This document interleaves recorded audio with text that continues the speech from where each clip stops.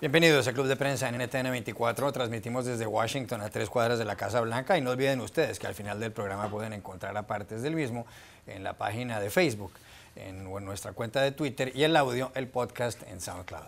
Les doy la bienvenida a los invitados hoy a Club de Prensa. En primer lugar, el corresponsal del diario La Vanguardia de Barcelona, Jordi Barbeta. Bienvenido nuevamente a esta mesa. ¿Qué tal? Buenos días, Juan Carlos, y buenos días a la audiencia. José López Zamorano, corresponsal jefe de la Agencia Mexicana de Noticias Notimex, bienvenido también. Gracias. Y Muni Jensen, analista política, bienvenida a este programa. Gracias. Y quería empezar con usted, Muni, porque hay una noticia que tiene que ver con el Papa Francisco, que desde que asumió el mando de la Iglesia Católica no ha hecho más que sorprender. Recientemente, precisamente dijo que los sacerdotes podían en este año de jubileo, que empieza el próximo 8 de diciembre, de perdonar a las mujeres que si hubieran practicado un aborto. Pues ahora resulta que el Papa se ha metido a cambiar las reglas para anular los matrimonios católicos. Y lo anunció esta mañana por intermedio de algunos altos prelados en el Vaticano. Y la idea es que, aunque el matrimonio católico va a continuar siendo indisoluble, ese es el principio básico de la unión de un hombre y una mujer según la Iglesia Católica, ahora para anularlo solamente se podrá acudir a una sola instancia, a diferencia de las dos a las que había que acudir hasta ahora. Es decir, hasta estos momentos había que ir a dos tribunales diferentes por supuesto, y uno revisaba lo que había fallado el otro para que una vez surtido ese trámite o cumplido ese trámite hubiera lo que se llama en el derecho una cosa juzgada, así que esa era la sentencia definitiva. Ahora habrá solamente una instancia, un obispo. El obispo podrá decidir si un matrimonio se puede anular, el obispo de la diócesis, y por el otro lado, esto va a ser va a ser gratuita acudir al trámite. La Iglesia no va a cobrar absolutamente nada como estaba haciendo hasta ahora. Esto naturalmente va a agilizar las anulaciones de matrimonios católicos. Solamente dos papas habían tomado medidas en lo que tiene que ver con los matrimonios. Había sido recientemente Benedicto XIV en 1741 y Pío X en 1908, según ha informado la Radio Vaticana. ¿Constituye este un cambio importantísimo para los católicos? Es un cambio de forma importantísimo y realmente llama la atención la velocidad con la cual falló o se pronunció este tribunal que creó el Papa para evaluar el tema. Es un cambio de forma porque sí, simplifica, agiliza y abarata los costos de una anulación que realmente se había convertido en un privilegio de los ricos, y eso dentro de la sombrilla de la igualdad que predica el Papa es muy consistente. Sin embargo, las razones para la anulación no cambiaron. Siguen siendo, digamos, los mismos argumentos que tiene que presentar la pareja ante su obispo, en este caso, que son no querer tener hijos, no haber entendido las promesas del matrimonio y no saber que el matrimonio era para siempre. O sea, digamos que las premisas para la anulación son las mismas.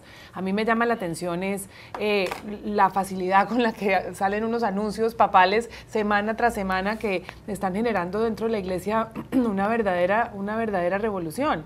Y creo que también es una noticia para los no católicos que se quieran casar con católicos el hecho de simplificar un trámite que antes parecía prácticamente imposible. Jordi Barbeta. Bueno, estoy bastante de acuerdo con Moni. Hasta ahora lo que había era una situación bastante hipócrita en la que se anulaban los matrimonios pues, de las princesas de Mónaco cuando era necesario, tuvieran hijos o no tuvieran hijos, o de las familias reales. ¿Y qué ocurría? Bueno, pues que cuando había un problema matrimonial en una pareja católica, la misma Iglesia casi los expulsaba, porque si no podían continuar por su condición de separados. Yo creo que lo que está haciendo el Papa Francisco es introducir bastante racionalidad en las cosas, ¿no? Sin cambiar exactamente la filosofía, aunque yo creo que eso con el tiempo también irá cambiando. Como ha escrito Bauman, estamos en un tiempo de la vida líquida en la que cambiamos de pareja, cambiamos de ciudad, cambiamos de trabajo. A lo largo de la vida es más larga que antes. Menos de equipo de fútbol, creo que cambiamos casi de todo. De nacionalidad, de ciudad. Usted no ha cambiado de equipo de fútbol. Usted sigue siendo usted es del Barça. Mi situación es muy complicada en ese aspecto, porque yo tengo el corazón partido. ¿Cómo así? Porque yo soy de Barcelona y en Washington soy culé, pero en Barcelona me gusta llevar la contraria y soy del Español. ¿Del Español? Sí, claro. Bueno. Siempre estoy a favor de los que pierden, excepto aquí que con el Barça siempre gana. Pero en cualquier caso, los tiempos son los que son, ¿no? Y por lo tanto, lo de la nulidad era una antigualla, ¿no? Ahora bien, no es exacto que va a ser gratuito del todo. Ya ha dicho el Papa que, hombre, que los trabajadores de los tribunales tendrán que cobrar algo y además el dinero, lo que costaba más dinero eran los abogados. Claro. Porque claro, como esto estaba privativo para personas ricas, pues aquí había un negocio montado. Que yo creo que en estos cambios son los que están molestando a ese sector de la Iglesia católica, que se están rebelando contra las novedades que introduce el Papa Francisco, novedades más progresistas, digamos, sectores conservadores, que bueno, que ahí hay un poder. Es decir, hasta ahora el Tribunal de la Rota era un poder, automáticamente ha perdido poder. Eso, en el Vaticano, el poder es un concepto muy importante, ¿no? Y evidentemente los que pierden ese poder no están de acuerdo. Y por eso también están saliendo informaciones hoy en el Washington Post, ¿no? de una cierta rebelión de sectores conservadores contra las reformas que está implantando el Papa Francisco. Aquí está la información, Pepe, en primera página del diario Washington Post, titula Inside Vatican, Dissent Grows. Es decir, dentro del Vaticano aumenta la disidencia, aumenta el descontento. Da cuenta este reportaje de lo que pasa, por ejemplo, con un obispo nacido un cardenal, nacido en Wisconsin, Raymond Burke, que en algún momento dado, ahora con el Papa Francisco, dijo la autoridad del Papa no es absoluta, y llegó a decir también que la Iglesia Católica era un buque, un barco sin timón. Por otro lado, otro cardenal, Carlo Caffarà, de Bolonia, dijo que él estaba en contra de que a la misa pudieran entrar personas divorciadas y demás, algo que el Papa más o menos había autorizado. Se está empezando a generar una ruptura en la Iglesia Católica por el Papa Francisco. Yo creo que los disensos son legendarios y de muchos años. Lo que estamos viendo ahora es que la Iglesia se está abriendo, y en muchos sentidos. Se está poniendo el Papa sobre la mesa temas evidentemente controvertidos, y eso está provocando que mucha gente no solamente los diga, sino que los diga abiertamente y ahora los conozcamos. Yo creo que esos disensos internos probablemente han existido. Pero en el caso específico de la decisión del Papa de facilitar el tema de la renovación, yo estoy totalmente de acuerdo con Muni en ese sentido, pero además creo que está en sincronía con la realidad de los católicos modernos. La semana pasada el Centro Pew sacó una encuesta realmente apasionante, ¿no? Una radiografía muy precisa de lo que son los católicos de Estados Unidos, y estamos viendo que el católico moderno no piensa que los anticonceptivos son un pecado, por ejemplo, y hay una proporción abrumadora. El 76% de los encuestados decían que estaban de acuerdo con los métodos anticonceptivos, de los católicos estadounidenses. Exactamente, la mayoría considera aceptable los matrimonios del mismo sexo, los matrimonios entre padres divorciados, las familias creadas con padres solteros, etcétera. 1 de cada 10 católicos está divorciado, la mitad de los católicos de Estados Unidos no considera importante la nulidad del matrimonio y se está volviendo a casar o está teniendo uniones libres. El Papa está ajustándose a una realidad, ¿no?, de católicos que muchas veces sienten que su iglesia estaba separada de su realidad y por lo tanto se está ajustando a ella. El hecho de que facilite este trámite, yo no sé hasta qué punto va a ser generalizado, los católicos siguen haciendo más o menos lo que quieren, pero es muy importante que el Papa se muestre y la iglesia se muestre que está en sincronía con la evolución natural que han seguido los católicos en las últimas décadas. Yo creo que la ala más conservadora del catolicismo está preocupada por dos cosas. Primero, porque el Papa siga la doctrina. Y en eso creo que vienen las críticas de que el Papa no es el líder supremo de la Iglesia, sino que hay una constitución que supuestamente se debe seguir. Y lo otro es que también muchos sacerdotes más liberales se arropen en lo que dice el Papa para fomentar cosas que no consideran que son católicas. Lo que a mí me llama más la atención es que el Papa no parece importarle esta diferencia de opiniones, y al revés, parece él invitar la discordia y la conversación, y lo que llama mucho la atención es que estos conservadores son muchísimo más abiertos y protestan por redes sociales y tanto, mucho más que los liberales con Benedicto, que se quedaron un poco más callados en la sombra. Aunque decía que este debate tiene mucho tiempo, recordemos por ejemplo el debate de la teología de la liberación en América Latina. Claro. Había en las décadas pasadas en América Latina se silenció totalmente. Todo un movimiento de padres que decían que la iglesia estaba desconectada porque realmente no entendía las realidades de los pobres, y eran padres liberales demasiado progresistas que realmente hicieron un cambio en la iglesia, y yo creo que de alguna manera estamos viendo ese debate reflejado en otro sentido aquí. Hay quien argumenta que lo que pasa es que como el Papa es argentino, está acostumbrado a que dentro del peronismo, que es el movimiento que juega en Argentina, no solamente está el gobierno, sino también la oposición. Bueno, yo lo que creo también es que el Papa entiende un poco más de marketing y sabe que se están quedando sin clientela. Y claro, como continúen cerrándose a la realidad, van a perder la clientela. La única manera de mantener la clientela es que haya una cierta aproximación, ¿no?, entre los feligreses. Y los feligreses ven que, bueno, si yo resulta, por ejemplo, ha salido el tema del jubileo de las mujeres que han abortado, ¿no? Claro, si resulta que las mujeres que han tenido la desgracia de encontrarse en esa situación se sienten excomulgadas, bueno, pues son feligreses que se pierden. Y si están divorciados también se tienen que ir o desaparecer, o si son gays, o si son... Bueno, pues al final se van a quedar solo los obispos cantando misa para ellos, ¿no? No todos. Y no todos, claro. O sea que creo que la postura del Papa Francisco es racional incluso desde el punto de vista del marketing. Cambio de asunto, Muni, porque sigue la crisis migratoria en Europa. Han llegado más de 300.000 personas, fundamentalmente de Siria, a tratar de tener un futuro mejor en países de la Unión Europea. La mayor parte han atravesado Hungría. Ha habido 2.500 muertos aproximadamente, especialmente gente ahogada en balsas inflables cruzando el Mediterráneo desde Libia o desde Turquía para llegar a las costas griegas, de allí a Hungría y luego llegar a Austria y Alemania. Alemania ha dicho hoy, por boca de Sigmar Gabriel, el número 2 de Angela Merkel, la jefa del gobierno alemán, que ese país puede recibir a 500.000 de inmigrantes al año durante varios años.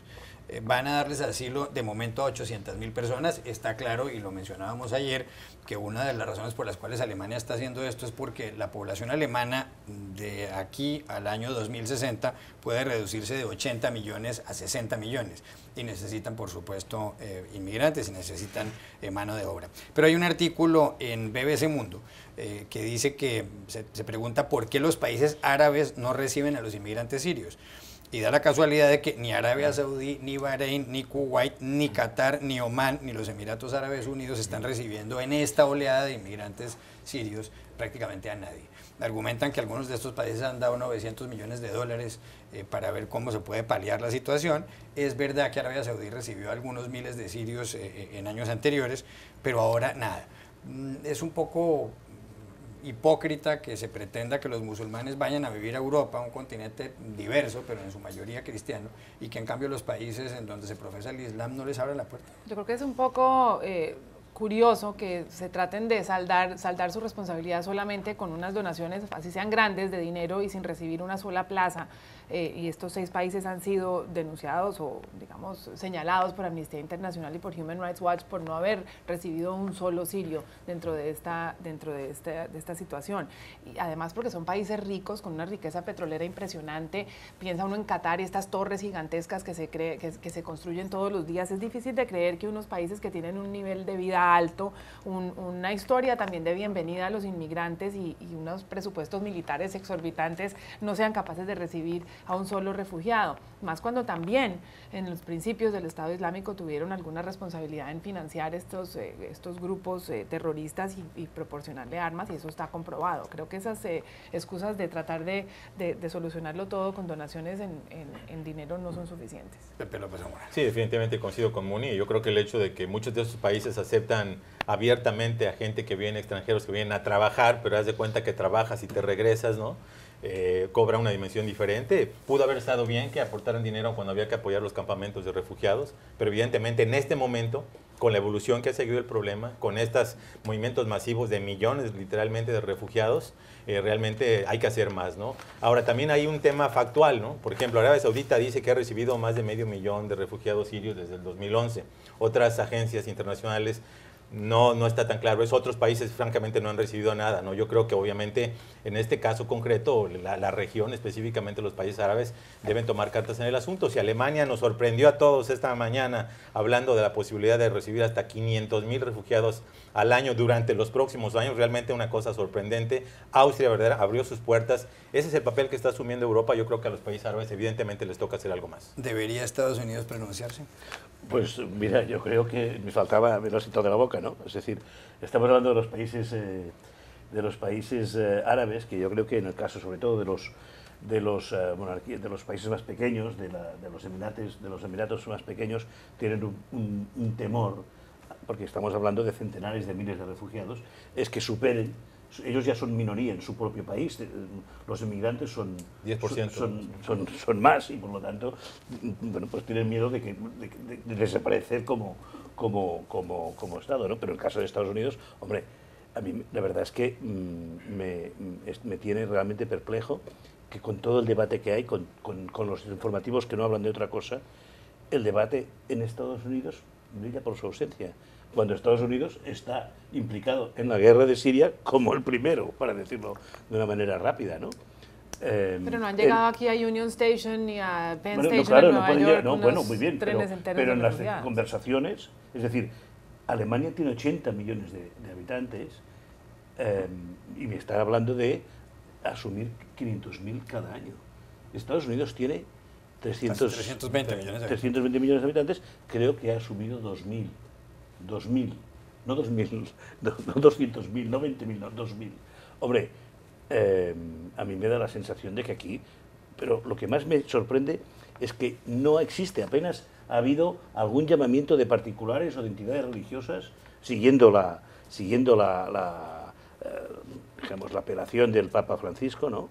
Pero incluso la Casa Blanca creo que lo único que ha dicho el portavoz del otro día fue de momento no hay ningún plan nuevo, dijéramos de eso. A mí realmente me sorprende, hombre, y me escandaliza un poco, y creo que cuando ahora venga el Papa Francisco, yo creo que igual les hace subir los colores a la cara, ¿no? Es decir, pondrá un poco de vergüenza. El Papa Francisco ha sido muy claro en este tema, como en otros temas también que aquí son controversia, como el cambio climático, por ejemplo, ¿no? O la actitud ante la inmigración, ¿no? A mí me parece que aquí tienen yo no acabo de entender que la administración Obama esconda la cabeza bajo el ala como lo está haciendo. Como decían en España, tiene mucho morro. Tiene morro que se lo pisa, dijéramos. Sí. Ya regresamos al Club de Prensa. Volvemos al Club de Prensa en NTN 24. Pepe, hay artículo en la portada del diario The New York Times con referencia a Hillary Clinton, que para muchos será la candidata del Partido Demócrata a las elecciones en Estados Unidos, de las presidenciales en noviembre del año entrante. Y lo que señala este artículo de portada es que los asesores le dicen a la señora Clinton que tiene que emplear un tono más personal, más cálido, y además mostrar que tiene sentido del humor. Yo no sé si la señora Clinton tenga sentido del humor, porque creo que no lo ha visto nadie hasta ahora, por lo menos públicamente. Pero además da cuenta este artículo, y también otro artículo que aparece en el diario The Washington Post, que según la última encuesta hecha por la ABC y el Post, la imagen favorable de Hillary Clinton es del 45% y la desfavorable del 53%. En julio era más o menos a la inversa. Tenía un 52% de imagen positiva y un 45% de imagen negativa. Quieren que la señora Clinton sea más entretenida. Va a aparecer mañana en el programa de Ellen DeGeneres, aquí en la televisión de los Estados Unidos. Va a aparecer en el programa de Jimmy Fallon, en uno de los programas nocturnos de humor, lo que se llaman los shows, los late night shows en este país. ¿Logrará la señora Clinton, a base de humor, yo no sé si sincero o no, cautivar nuevamente al electorado del Partido Demócrata? Bueno, yo sigo creyendo que va a ganar la nominación demócrata. Lo digo, ¿no? A reserva de que después pongas esta grabación y gane Bernie Sanders. Tengo que pagar como una botella de champaña, Sí, como el otro día. por eso lo decía. Pero bueno, sigo creyendo que va a ganar la nominación, pero sigo viendo que su equipo de campaña sigue cometiendo errores, ¿no? O sea, lo peor que puedes hacer como equipo de campaña cuando sabes que el problema de tu candidata es que es luce acartonada, coreografiada, es filtrarle al New York Times que ahora se va a reír, porque ahora cada vez que veamos que Hillary Clinton llora o se ríe, claro, es una estrategia de Hillary Clinton para hacerse más humana, ¿no? Creo que la campaña ha cometido varios errores garrafales, ¿no? Desoyó, por ejemplo, el principio de Bill Clinton de que cuando hay una tragedia, un problema, una crisis, trata de sacarlo todo rápido y completo para que la crisis se extinga lo más pronto posible. Han extendido innecesariamente el tema de los correos electrónicos, ¿no? Sigo creyendo que ese tema, sin embargo, puede jugar a su favor, ¿no? Cuando se vea que está siendo básicamente victimizada y no necesariamente que son errores de su propia fabricación. Ahora, sí creo que Hillary tiene un problema de carisma serio, ¿no? La percepción que había es que obviamente iba a ganar de una manera más o menos clara, porque evidentemente es un contraste muy marcado contra el campo de 16 aspirantes republicanos que caminan por un lado totalmente diferente y jalan por una dirección muy contraria probablemente a la mayoría de los estadounidenses. Sin embargo, el hecho de que ahora el contraste es con Bernie Sanders, un político muy atractivo, muy carismático, muy liberal, ¿no? Que atrae a una rama del partido que realmente es muy movida, que son los jóvenes, son los liberales, ¿no? La gente progresista, le está poniendo realmente un mayor reto a su campaña. Yo sigo creyendo que eso le hace bien al partido, a diferencia de una coronación plena. Sin embargo, creo que sí tienen que enmendar el rumbo. Y sí, Hillary Clinton tiene que ser natural. Si la señora no es muy cómica, bueno, no es muy cómica. Ella habla de temas muy importantes. Este país, creo yo, sigue definiéndose en el centro político, sigue teniendo problemas importantes. El desempleo está cayendo, pero todavía hay cuestiones económicas serias, ¿no? El déficit, el presupuestal, etcétera, la desigualdad, el racismo. Ella está hablando de los temas importantes, mientras que los republicanos están hablando justamente desde un punto de vista muy hostil, molestos, pesimistas, ¿no? Creo que Hillary tiene que ser una campaña más optimista y ser como es, ser sincera, ser auténtica, sin tener necesariamente que seguir los dogmas y dictados de su campaña. Los republicanos siguen hablando de Donald Trump, que no hemos hablado de Donald Trump. Uníllense. Yo pienso que no comparto el optimismo de Pepe. Yo creo que el problema de Hillary Clinton no es la campaña de Hillary Clinton, sino la propia Hillary Clinton. Justamente se publicaron noticias según las cuales los correos que supuestamente no eran clasificados, no solamente son clasificados más de 100, sino que hay 2 que están señalados como top secret, secreto total, y se trata de noticias e informaciones sobre el programa nuclear de Corea del Norte. Es decir, ella realmente este tema de los correos la está persiguiendo a tal punto que pasó de ser la candidata inevitable a casi una candidata inviable, y los sondeos lo empiezan a mostrar, donde en este momento en New Hampshire está detrás de Bernie Sanders, donde tiene investigación del FBI detrás, y quizás esta pérdida de credibilidad con el tiempo que le falta de campaña vaya a continuar. Y creo que el remedio es peor que el mal. Ella no tiene ni humor ni calidez, termina siendo una candidata defensiva y una candidata un poco sarcástica cuando le hacen algún tipo de broma. En lo que sí estoy de acuerdo con Pepe es en que este país no está para chistes, y creo que ella es la más indicada por la preparación y la experiencia que tiene de hablar de los temas serios y diferenciarse del resto de la campaña con un discurso un poco que le suena un poco más auténtico a ella. Jordi Orbeta. Sí, yo tengo mis dudas de que llegue hasta el final Hillary Clinton. Creo que está constantemente a la defensiva desde que anunció su candidatura. Solo ha hecho que perder posiciones en los sondeos en cuanto a su popularidad. Y efectivamente su equipo de campaña no está gestionando bien la cuestión de los correos electrónicos, pero es que yo creo que el tema es más grave, cada vez se ve más grave de lo que parece. El otro día había alguien que comentaba, el exdirector de la CIA tuvo que dimitir porque puso al alcance de su amante una información confidencial. Bueno, información confidencial, se está demostrando que Hillary Clinton, bueno, pues la tenía en un servidor privado en el que cualquiera podía entrar. Es decir, no es muy distinto eso. Creo que fue Bernstein, el periodista del Watergate, que lo comparó con las cintas borradas por Nixon para ocultar su implicación. Bueno, se lo están poniendo realmente muy difícil. Y yo creo que evidentemente eso con una sonrisa Hillary Clinton no lo va a solucionar. Entre otras cosas, también lo explica hoy un estratega republicano. Donald Trump dice muchas tonterías. No, vamos a hablar de Trump. Donald Trump dice muchas tonterías. No sabe de política internacional, pero da la sensación de que es un hombre sincero, que dice lo que piensa. Creo que es todo lo contrario de lo que le ocurre a Hillary Clinton, que no hay manera de creerse lo que está diciendo.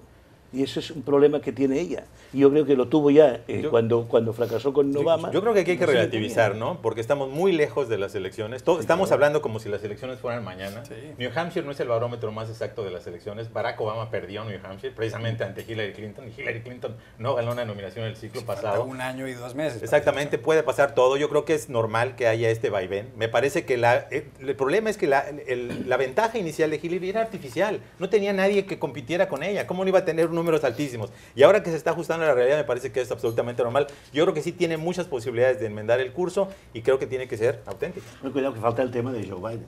A mí me hizo pensar, Jordi, si ella tuviera un cargo público en este momento, ¿la obligarían a renunciar? Bueno, otros cargos públicos han renunciado. Pero lo que hizo fue legal. Pero es impresentable. Bueno, legal. ¿Cómo se previos? El general Petreus. Sí. Previos, ¿no? Petreus. David Petreus. era el general más prestigioso. No, Petraeus distribuyó información clasificada a una periodista para una biografía. Hillary Clinton pidió autorización del Departamento de Estado para determinar si era posible que utilizara un aparato privado para manejar información que no estuviera clasificada. Y mandó información sobre Corea del Norte desde su El laptop. argumento es que ella decía que cuando la recibió no estaba etiquetada como clasificada. ¿Cómo sabes que algo es clasificado top secret si no viene Yo etiquetado? creo que una mujer con la experiencia de ella tiene un poco más de criterio que... En cualquier caso, ella ha reconocido que es un error. No, absolutamente. Y ella lo cometió. Nadie más. Y mandó poner servidores. No la estoy minimizando. Simplemente creo que no necesariamente ese dato va a descarrilar. Mi punto es que no necesariamente ese problema va a descarrilar su precandidatura. Yo creo que Joe Biden está wait and see, ¿no? Está al acecho. Está al acecho esperando que ocurre con Hillary. Y el hecho de que Joe Biden esté como esté es porque desconfía el Partido Demócrata de que Hillary Clinton acabe llegando hasta el final. Yo creo, ¿eh? Ya regresamos a Club de Prensa. Volvemos a Club de Prensa desde Washington para despedirnos porque se acabó el tiempo. Jordi Barbeta, gracias por haber estado aquí. José López Zamorano y Muni Jensen, y a ustedes los espero mañana en este programa.